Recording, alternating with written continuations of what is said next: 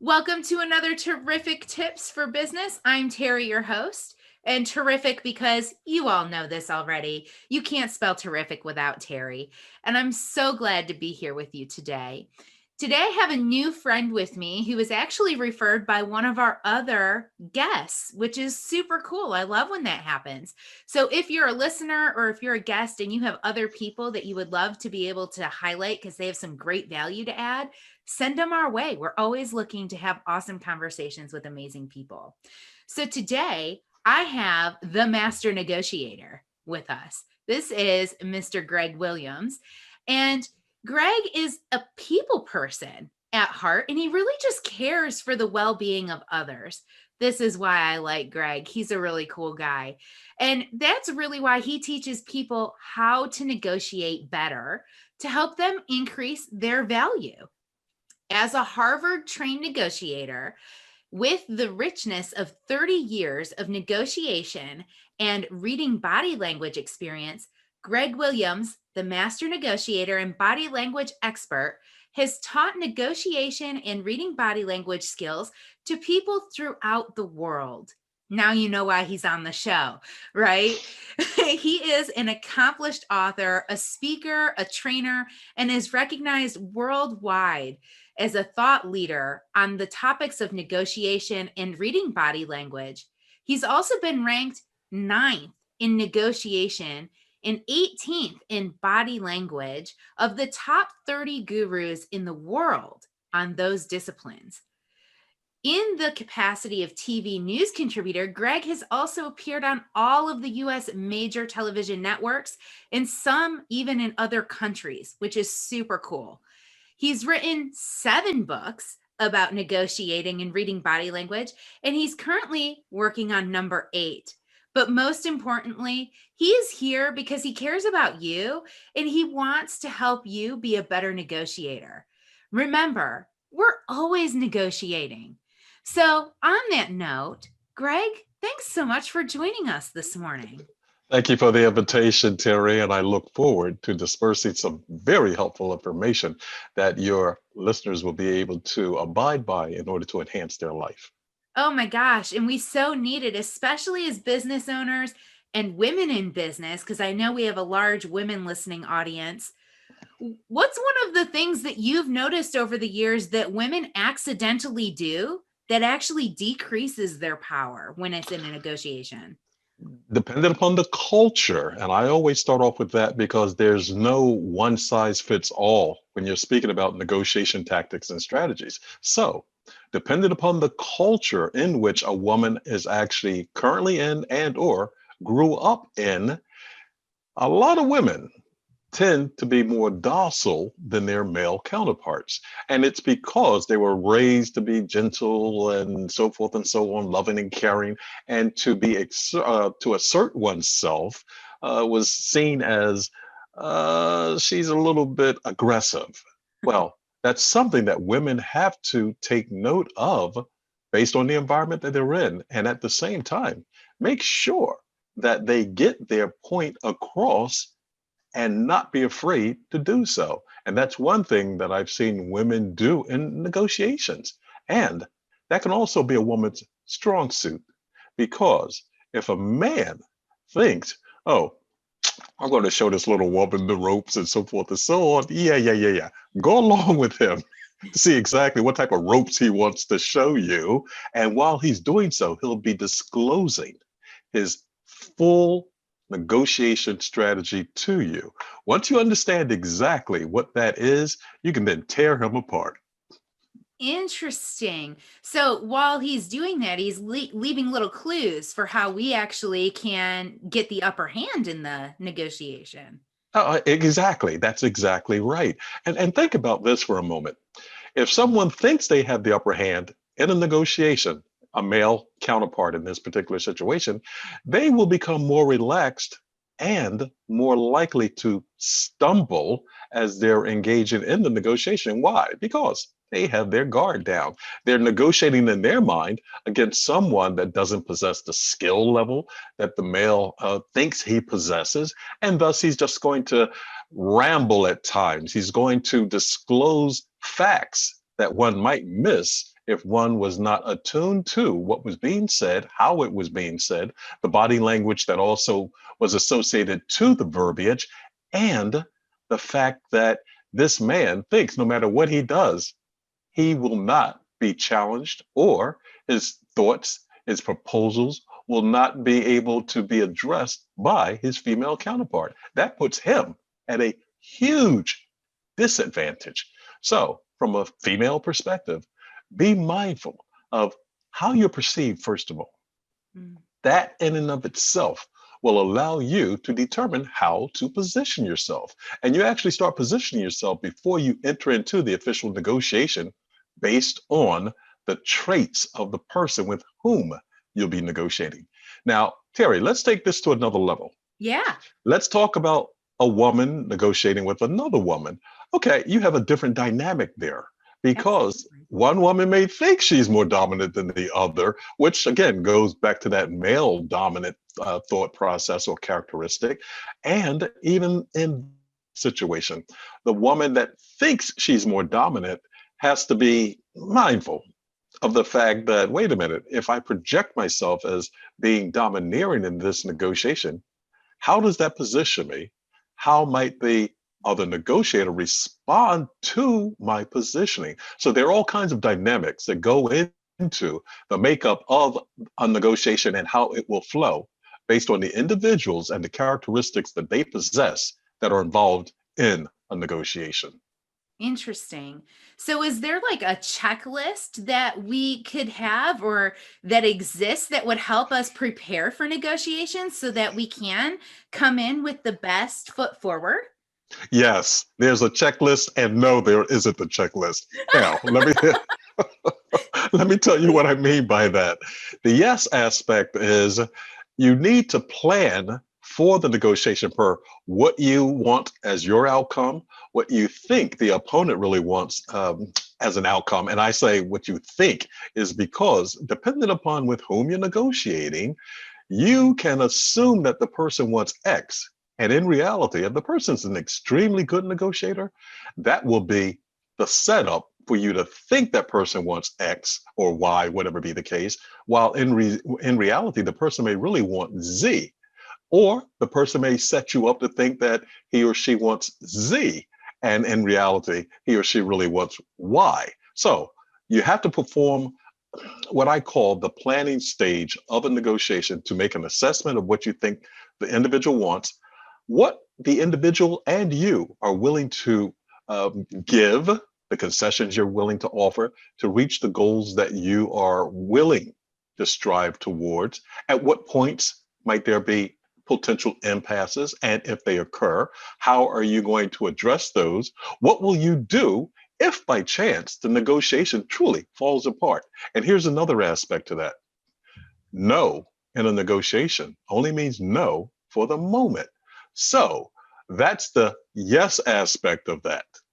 The no aspect of that is you always have to know with whom you're negotiating. And thus, you can make all kinds of plans. And a good negotiator may, depending upon the situation that you're negotiating in or for, may actually send you false signals about that individual such that you do mischaracterize who it is that she is.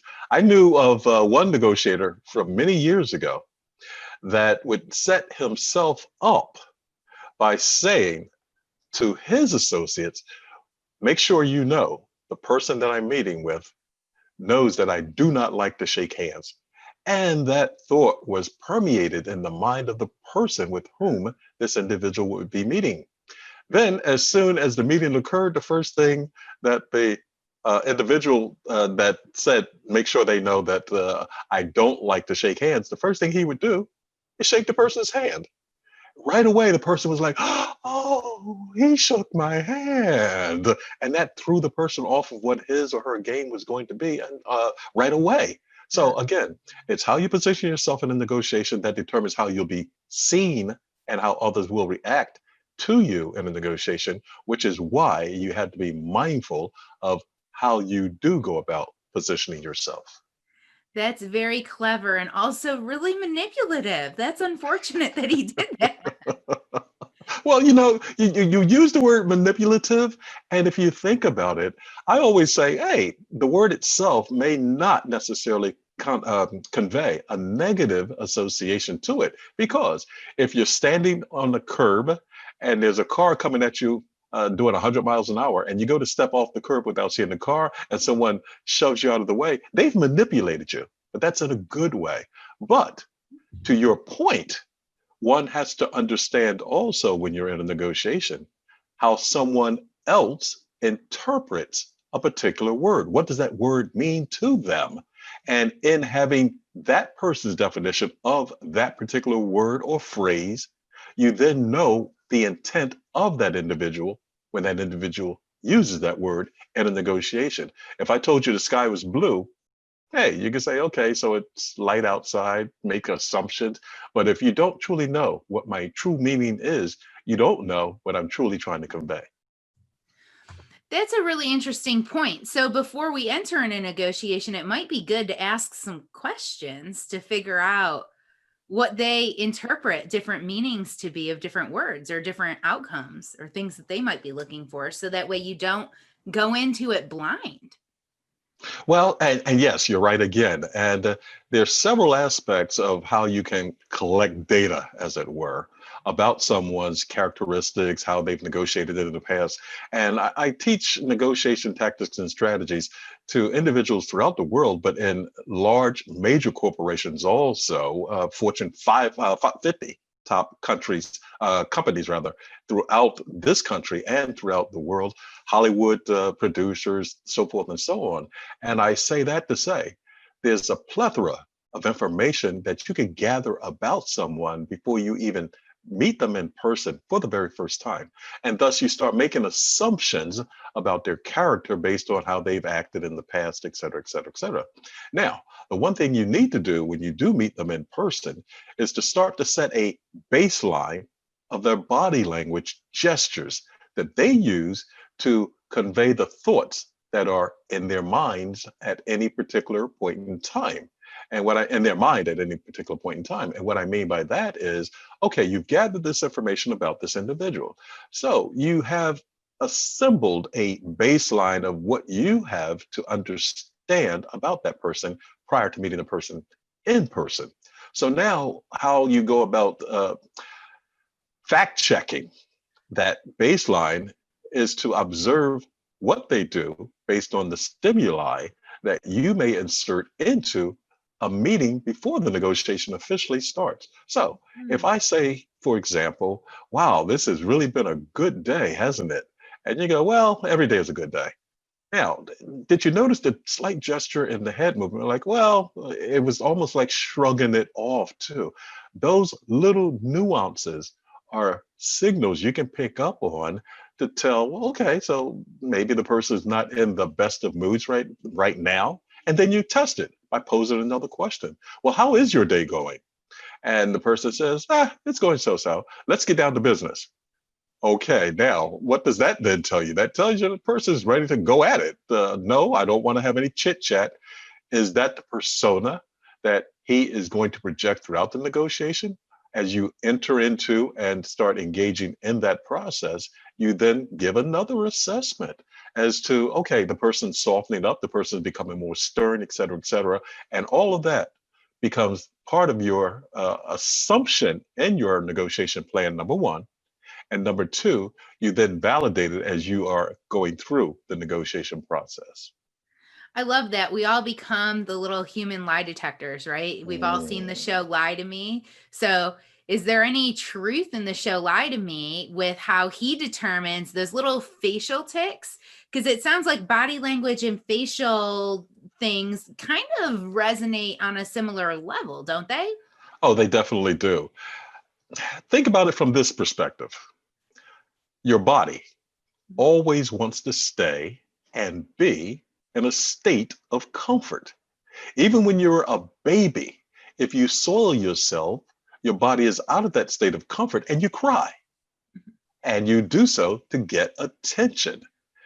As we grow older, we still want our body to stay in a state of comfort. And thus, when it's out of that state of comfort, somebody's lying, for example, they may exhibit certain gestures, covering the eye, rubbing the ear. And therein lies where you establish that baseline also about how someone feels in a particular moment.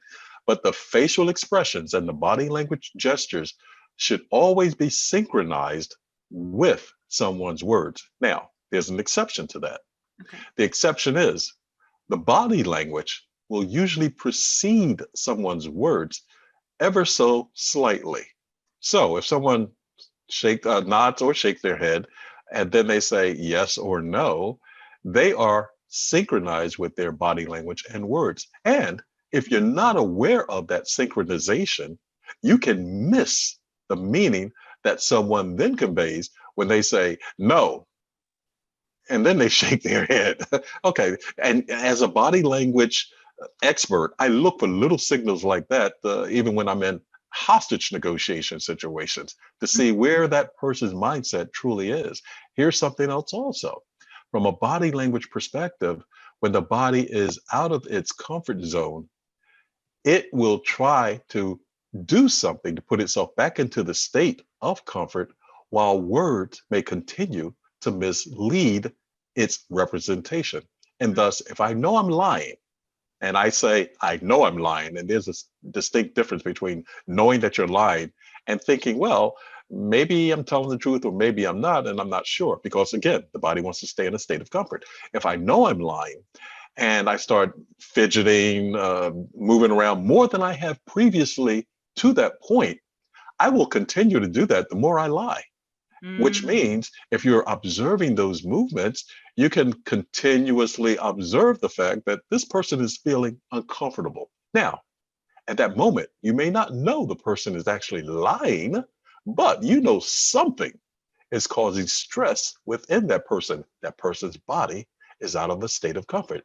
It would behoove you in a negotiation to then probe to find out what's causing that person the discomfort that his body is actually displaying. Very interesting. So our bodies give us away Mm. subconsciously. And that makes a lot of sense because our subconscious really controls our body, doesn't it? Yes, it does. And here's the other aspect of it.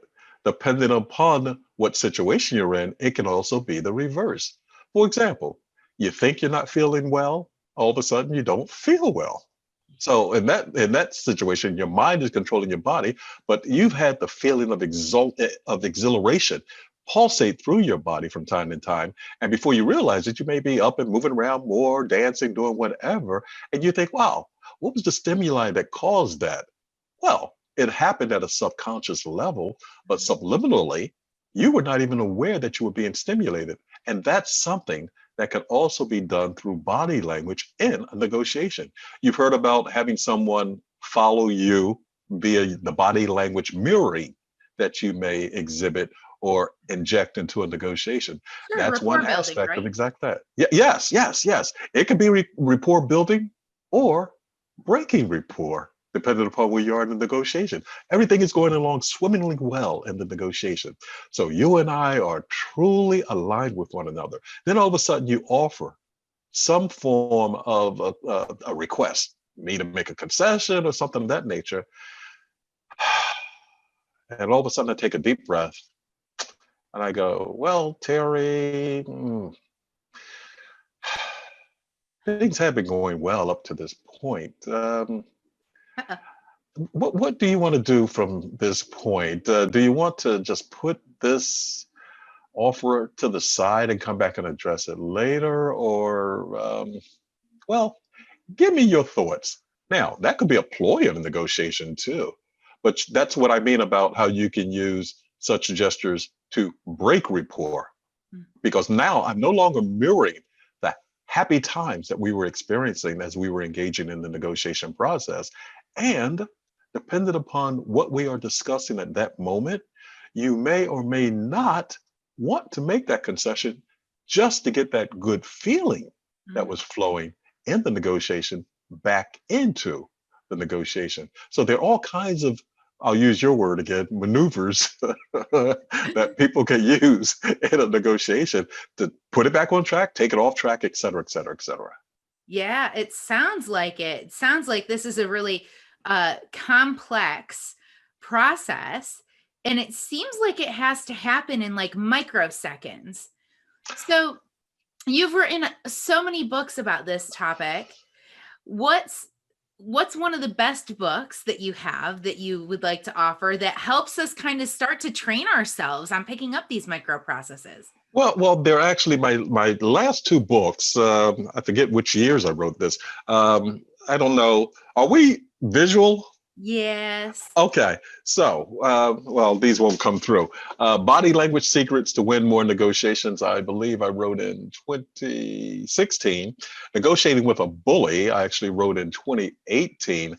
Both of those books not only have all kinds of clues and insights into how one can negotiate better, but also what type of body language signals one should observe in order to enhance the negotiation process. And the next book is even going to go past that point because it's going to take into account some of the current events that are happening throughout the United States and the world and how they came about, along with the negotiation process that got us to that point, or to this point, I should say. Very interesting. Good. I wanted you to share both of those books so our Mhm. listening audience can start to look for the best ways to move forward. So here's a Mhm. question I have for you. We all get the random itch or the random, like, I've got something in my eye, right? Or I've got an itch in my nose. Like, I'm not meaning to send any signals, but if somebody is really skilled at picking up body language, like right now, my ear itches, you know, it's, I'm not trying to send a signal, but I might accidentally be sending a signal. Now, what do I do? Well, remember I said you have to establish the baseline of how an individual uses his or her body gestures in particular situations. And that's the reason you establish it, because later on the person rubs their ear. Okay, their ear itched. But you also have to look at a cluster of body language gestures to assess in reality what's really happening. So you rub your ear one time because I said, I don't think this deal is going to come to fruition. And later on, you rub your ear again when I say, I don't like the way this negotiation is flowing. A third time, you rub your ear when I say, you know what, I think we need to bring this negotiation to an end. The gesture of you rubbing your ear when there's a negative association to whatever we're discussing then becomes more prominent. And thus, I can look at that gesture. And when I talk about a cluster of gestures, observing a cluster of gestures, what if you did that rubbing of the ear gesture and you frowned all at the same time and you moved away from ever so slightly the position you held physically at the negotiation table? Well, looking at those cluster of gestures, I can then make the assumption that, yeah, okay, now I know she has a tell. And it is when she rubs her ear, she doesn't like what's going on. I can test it further by asking you something along the lines of, what are you going to do once this negotiation fails?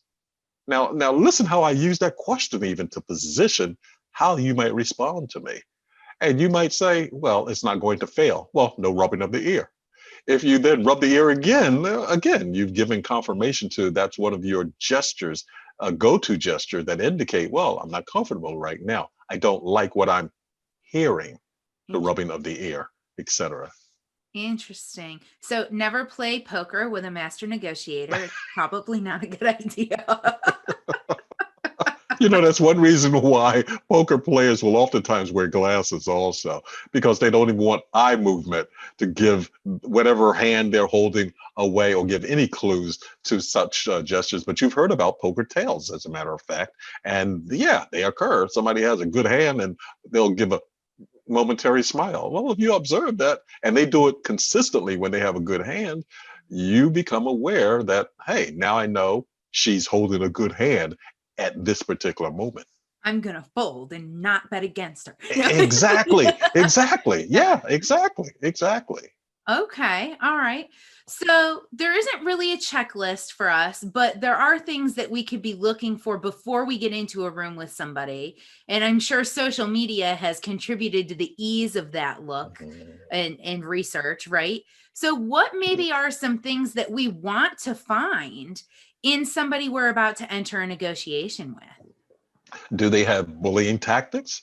Do they possess, call it go along to get along, because they either admire the person with whom they're negotiating, or are they under timelines that make them more vulnerable to you slowing the pace of the negotiation? Might they become slightly annoyed if you start talking a little slower than you normally do? You may have heard that people from the southern part of the United States don't necessarily like, well, I'm not going to say they don't like people that speak fast, but they will associate someone that speaks fast as living in the northern part of the country, because people in the northern part of the United States tend to talk faster than those in the southern part of the United States. And therefore, you have to be aware of these little idiosyncrasies that people possess in order to make sure that you either bond with them or that you don't. So you want to make sure that you understand that person's perspective, who they are, why they came to be the person that they are, what do they expect from you in the negotiation, how do they view you? Do they view you as someone that's going to be tough? If I view you as someone that may be a tough negotiator, I can do several things, even in my planning stage. In that case, I would make two different plans for how I might address your toughness based on what I found, what I've gleaned about you from the internet or from other sources. And I'm going to use multiple sources to verify that I have honed in on your character and your personality to the degree that I really, really can, such that I enhance my negotiation efforts before I even sit down at the table.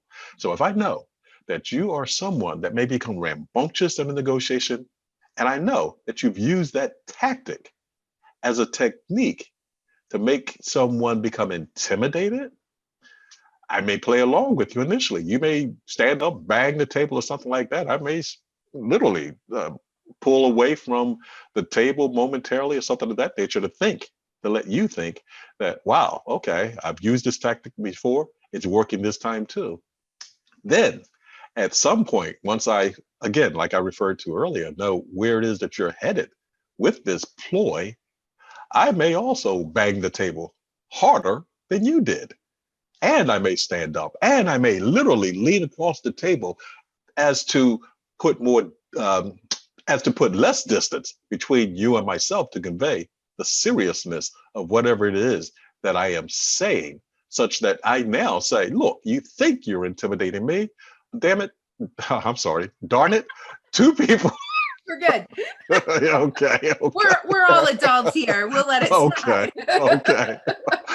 Say the gesture along with the verbiage then says, you're not going to intimidate me. As a matter of fact, you better watch out because I may just intimidate you.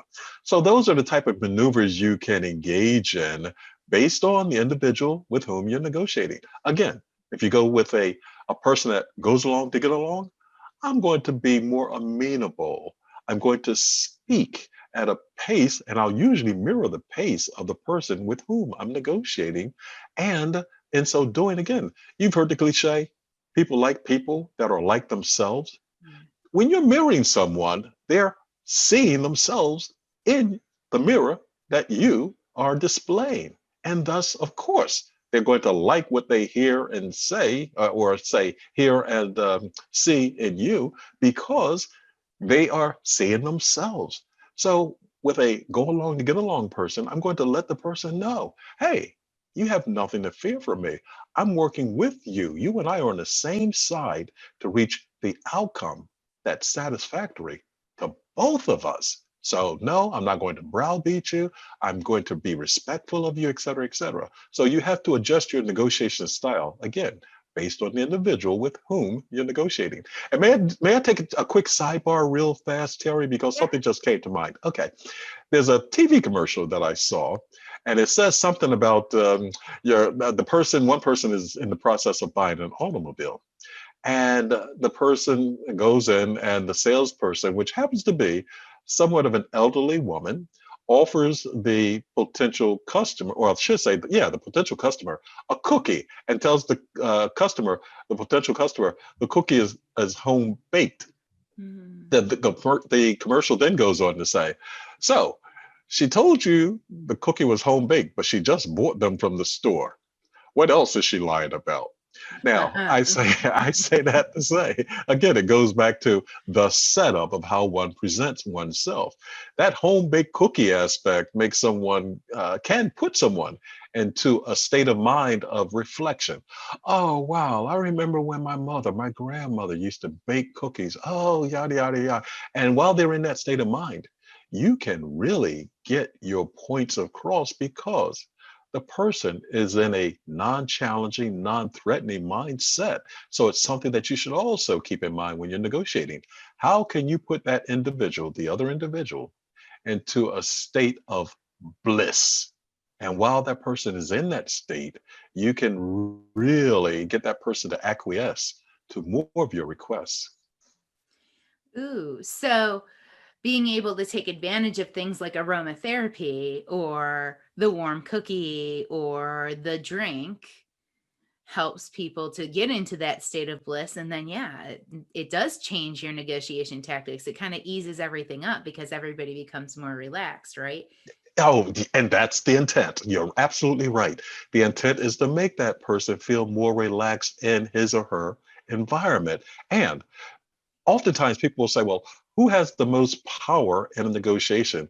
The person in his or her own environment or the one that's entered into the environment? And my answer for a lot of negotiation questions are or is it depends. It depends on what occurs in that environment. I led a team of negotiators in one particular situation whereby we were meeting in the other negotiation team's environment. And whenever things weren't going right per what that team expected as its outcome, I started noticing the room would start to get warm.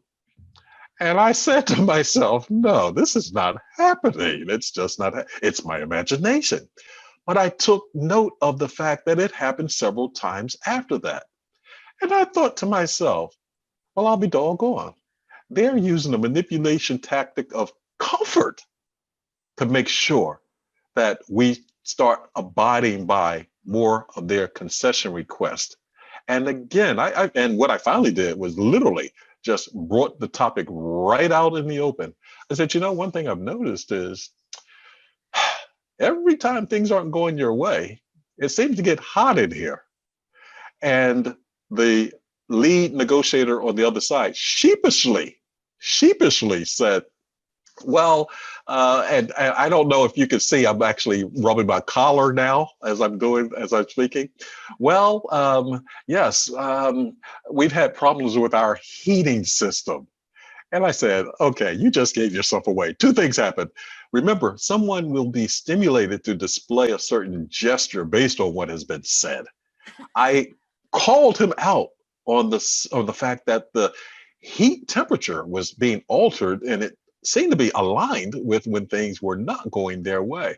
He confirmed it not only with his verbiage but really with his body language, which is why paying attention to body language is so important in any negotiation. And Mhm.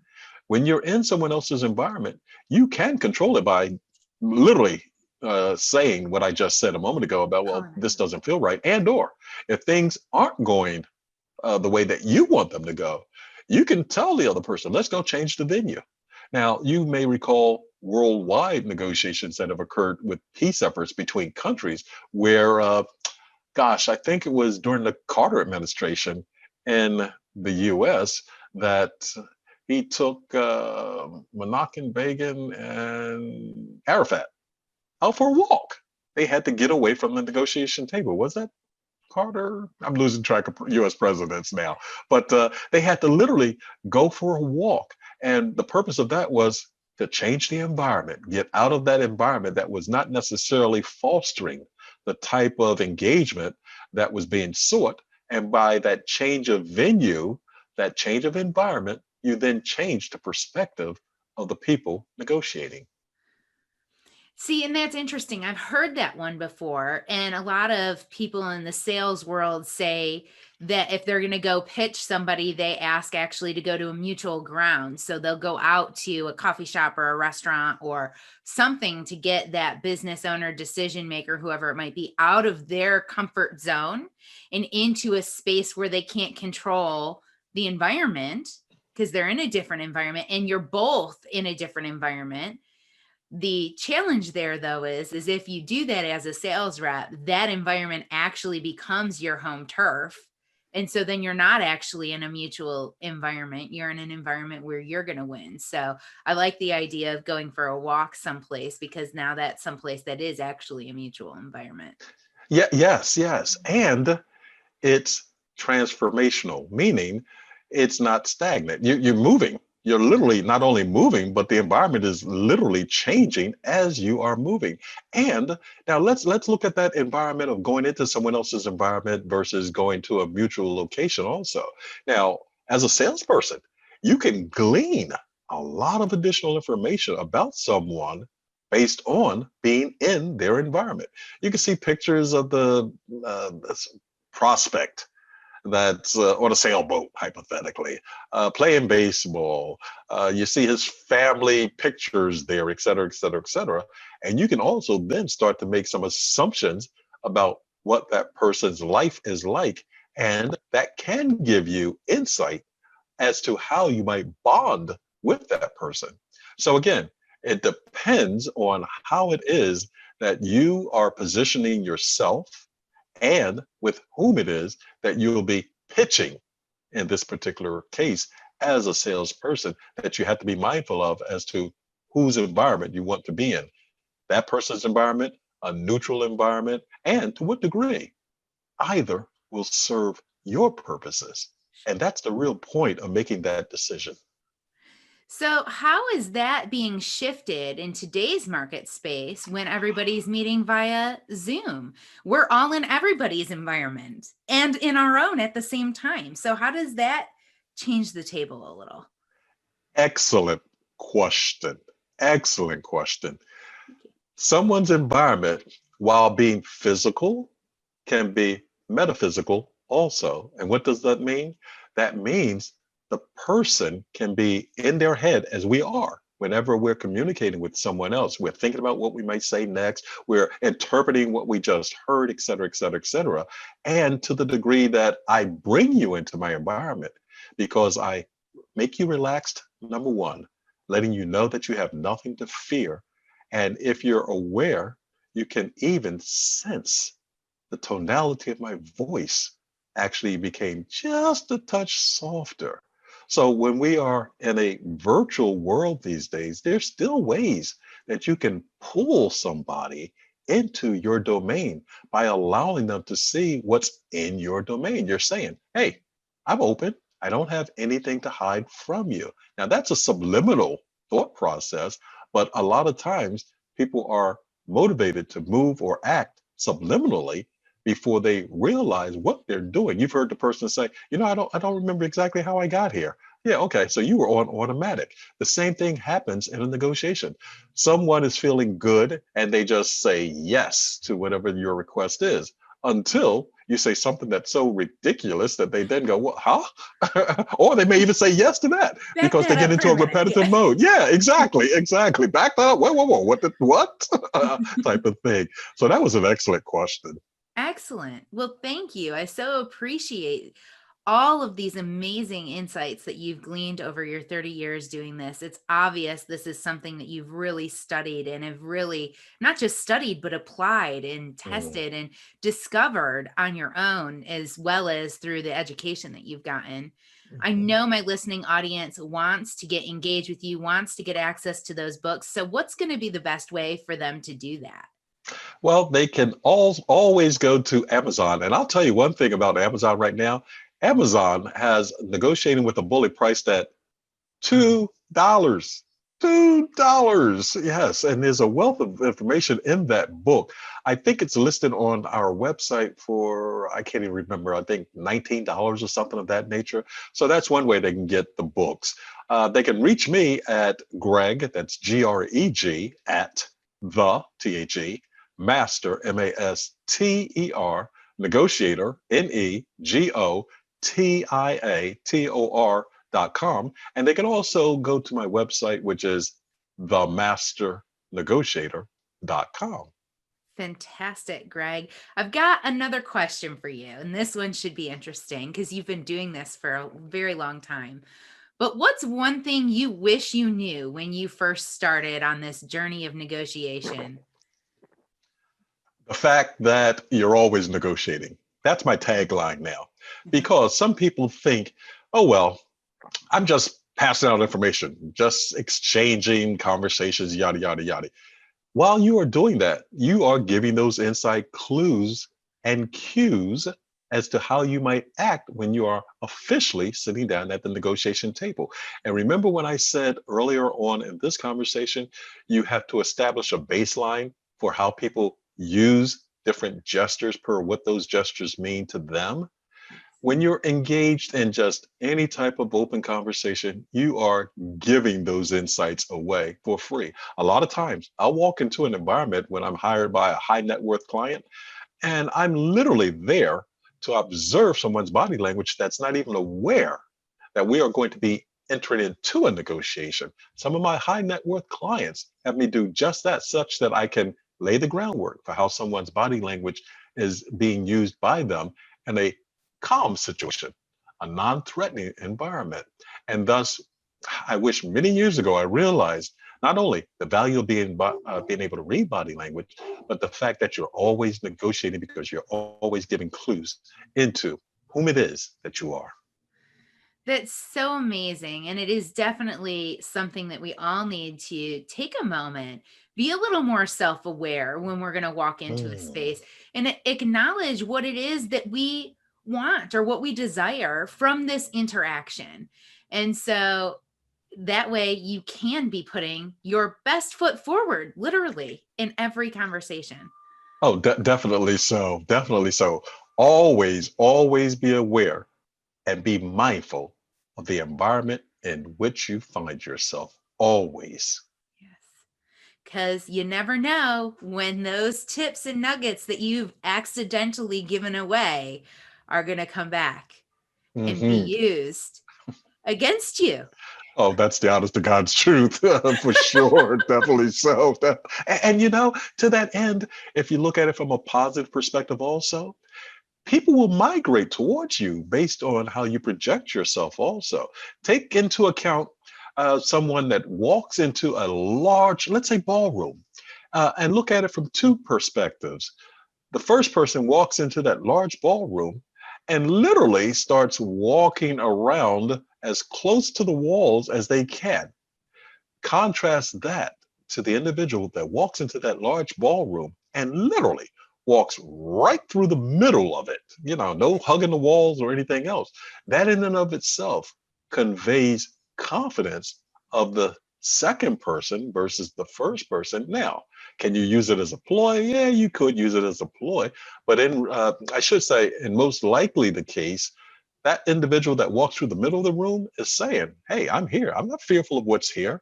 And by the way, I'm accustomed to controlling environments that I'm in." And that little nuance can highlight someone's character so much. And people go, well, hey, I'm just walking into a room. You're doing more than walking into a room. You're walking into an environment in which you are signaling how you feel about walking into that room, that environment. Absolutely. Mm. Amazing. And I've heard my good friend Cindy Martin has said that before too. Do you walk in like an elephant bumbling and like carrying all of this stuff? Do you walk in like a duck, like cheesy grin, happy to see everybody, like fluttering about? Or do you walk in like a mouse where you tiptoe and you're Mm. kind of like quiet? And I'm sure she listens to this. I'm sure she'll get a kick out of me bringing up her analogies of how we enter a room. But it's true. I mean, and it gives away so much about you in how you enter that space. And you don't even realize it. So be very aware of what you're doing when you're doing it. Exactly. For sure. Greg, this has been absolutely delightful. I so appreciate you, your knowledge, your willingness to share it in your time today. I know our audience does too. So please, listeners, go and check out themasternegotiator.com.